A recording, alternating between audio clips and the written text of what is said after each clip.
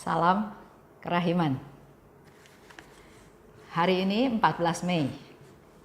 Kita akan bahas diary nomor 672 dan 702. Mari kita mulai. Demi nama Bapa dan Putra dan Roh Kudus. Amin. Oh Allah yang Maha Rahim, kebaikan yang tak terbatas, hari ini seluruh umat manusia berseru dari jurang kepapaannya kepada kerahimanmu, kepada belas kasihmu. Oh Allah, mereka berseru dengan suara kepapaan yang memilukan. Ya Allah yang murah hati, janganlah menolak doa kaum buangan di bumi ini.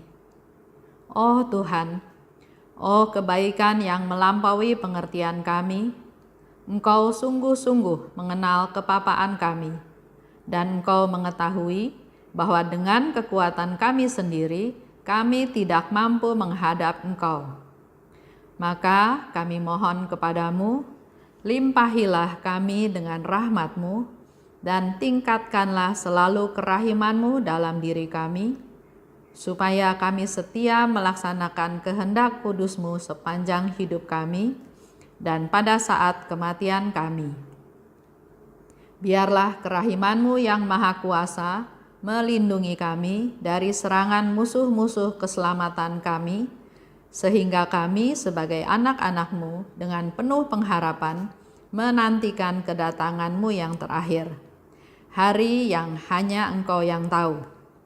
Kami berharap akan menikmati segala sesuatu yang dijanjikan Yesus kepada kami, meskipun kami ini penuh dengan kejahatan.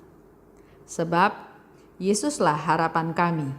Lewat hatinya yang maha rahim, ibarat lewat gerbang yang terbuka lebar, kami masuk ke dalam surga. Demi nama Bapa dan Putra dan Roh Kudus. Amin. Diary 672. 4 Agustus 1936. Siksaan batin selama lebih dari 2 jam. Sakratul maut. Tiba-tiba kehadiran Allah meliputi aku dan aku merasa seolah-olah aku berada di bawah kekuasaan Allah yang adil. Keadilannya serasa menusuk aku sampai ke sumsum. Secara badani, aku kehilangan kekuatan dan kesadaran. Saat ini, aku mulai mengenal kekudusan Allah yang begitu besar dan kepapaanku sedemikian miskin. Suatu siksaan yang berat menimpa jiwaku. Jiwaku merasa bahwa perbuatan-perbuatannya tidak ada yang tanpa celah. Kemudian, dalam jiwaku, bangkitlah daya pengharapan yang merindukan Allah dengan segenap kekuatannya. Tetapi, ia melihat betapa memprihatinkan dirinya dan betapa sia-sia segala sesuatu yang ada di sekelilingnya. Dan berhadapan muka dengan kekudusan yang sedemikian tinggi, sungguh hina rasanya. 702, 13 Agustus 1936. Malam ini kehadiran Allah meliputi aku, dan dalam sekejap aku menyaksikan kekudusan besar Allah. Oh, betapa keagungan Allah menyelubungi aku. Kemudian aku menyaksikan seluruh lubuk kehampaanku. Ini adalah suatu siksaan yang berat, karena penglihatan ini langsung disusul dengan kasih. Jiwaku mengikat diri erat-erat dengan Allah, dan kedua kasih saling bertatap muka, Sang Pencipta dan ciptaannya. Satu tetes kecil berusaha membandingkan dirinya dengan samudra raya. Mula-mula, tetes kecil itu ingin merengkuh samudra yang tak terbatas itu dalam dirinya. Tetapi pada saat yang sama, ia mengetahui bahwa dirinya hanyalah satu tetes kecil. Dan karena itu ia lenyap dan larut sama sekali dalam Allah, seperti satu tetes air larut dalam samudra. Mula-mula saat ini merupakan siksaan, tetapi kemudian sedemikian manis sehingga waktu mengalaminya jiwa merasa bahagia. Itu yang mau kita bahas sama-sama ya. Di 672 4 Agustus 1936.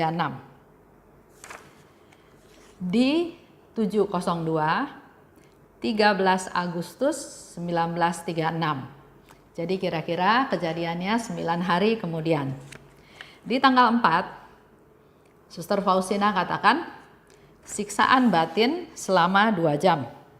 Dia mengalami sakratul maut dan tiba-tiba kehadiran Allah meliputi aku. Kalau di 702, 13 Agustus, malam ini kehadiran Allah meliputi aku. Jadi 2 peristiwa ini Faustina sama-sama mengalami di mana kehadiran Allah meliputi aku. Dan di sana Faustina melihat aku menyaksikan seluruh lubuk kehampaanku. Ketidakberdayaan, kelemahan, ya, tapi di situ dikatakan langsung disusul dengan kasih. Ya, saya ulang. Kemudian aku menyaksikan seluruh lubuk kehampaanku. Ini adalah suatu siksaan yang berat, karena penglihatan ini langsung disusul dengan kasih. Jadi dikasih satu penglihatan di mana dia sangat hampa, sangat tidak berdaya, sangat tidak ada apa-apanya. Tapi pada saat yang sama dia merasakan kasih. Di bawah lagi dikatakan, aku adalah hanya satu tetes kecil yang lenyap dalam larutan samudra kasih Allah. Mula-mula saat ini merupakan siksaan. Jadi mengalami sakratul maut, mengalami siksaan batin. Jadi mula-mula ini seperti siksaan, ya. Tapi kemudian sedemikian manis sehingga waktu mengalaminya jiwa merasa bahagia. Ada tahapan dalam kehidupan merasakan kehadiran Allah. Kalau kita lihat dari contoh Suster Faustina, di sana dikatakan dia mengalami siksaan batin lebih dari 2 jam. Coba kita juga refleksi ya ke diri kita masing-masing. Kita juga mungkin mengalami hal yang sama, tidak separah Suster Faustina, tapi mungkin kita mengalami keputusasaan, kesedihan, kehilangan, kesusahan, sakit penyakit, penderitaan. Dan Faustina katakan selama 2 jam itu dia merasa seperti di sakratul maut. Jadi ada tahapan, ya, kita lihat ada tahapan di mana tahapan Suster Faustina merasakan kepedihan, kesusahan, penderitaan. Tapi ini tidak stop sampai di situ. Lewat masa ini dia merasakan kasih. Dia merasakan Allah yang hadir, dan Allah yang hadir itu membawa kasih yang berlimpah. Sehingga dikatakan bahwa mula-mula aku merasa siksaan. Tapi kemudian sedemikian manis sehingga waktu mengalaminya jiwaku merasa bahagia. Ini rahmat yang mau kita gali. Sama seperti contoh yang gampang, kalau setiap hari kita makan enak di mana aja makan, mahal, enak, makan enak setiap hari. Mungkin setelah 1 bulan kita nggak merasakan lagi makanan enak itu. Tapi sebaliknya, kalau kita merasa susah, merasa makan hanya seadanya saja, bahkan makan pun susah payah, waktu masa itu lewat dan kita diberikan kasih, diberikan makanan yang tidak mewah, tapi diberi makanan, itu rasa sukacitanya pasti berbeda. Ini yang mau kita renungkan, mau kita hayati. Kenapa ada suasana susah, tapi setelah itu ada suasana senang. Di dalam menghadapi penderitaan, di dalam menghadapi kesusahan, pertama ada tahapannya. Tahapan kita menerima, dalam tanda kutip, menerima situasi yang terjadi. Kemudian mungkin tahapan berikutnya kita hening, kita refleksikan diri kita evaluasi, kita renungkan, kita mencari pencerahan, apa tujuan daripada semua ini. Dan setelah itu ada tahapan penerimaan. Karena pernah juga Yesus bilang, dia tuh ingin memberi banyak rahmat yang dia ingin beri. Tapi masalahnya banyak orang yang nggak siap. Sehingga yang terjadi adalah sebagian orang menerima rahmat, sebagian orang merasa saya tidak dapat apa-apa. Poinnya bukan karena Tuhan tidak memberi, poinnya karena kita tidak siap. Oleh sebab itu sekali lagi tadi saya katakan, setiap peristiwa, setiap kehidupan, setiap situasi, tantangan, masalah, itu selalu ada tahapannya. Tahapan penerimaan, tahapan kita hening, kita renungkan, kita evaluasi, kita review semuanya kembali. Setelah itu ada tahapan penerimaan. Dan pada waktu kita sudah sampai tahapan penerimaan, maka dikatakan di sana, sewaktu mengalaminya, jiwa merasa bahagia. Itu yang mau kita renungkan pada hari ini, pada tanggal 14 Mei. Jadi silahkan Bapak Ibu refleksi ke diri kita masing-masing dengan segala permasalahan yang ada, lakukan tahap tadi. Pasti ada sukacita, ada kebahagiaan, ada damai sejahtera. Karena itu yang Tuhan mau berikan kepada kita semua. Sebelum saya tutup, ada satu teman sharing.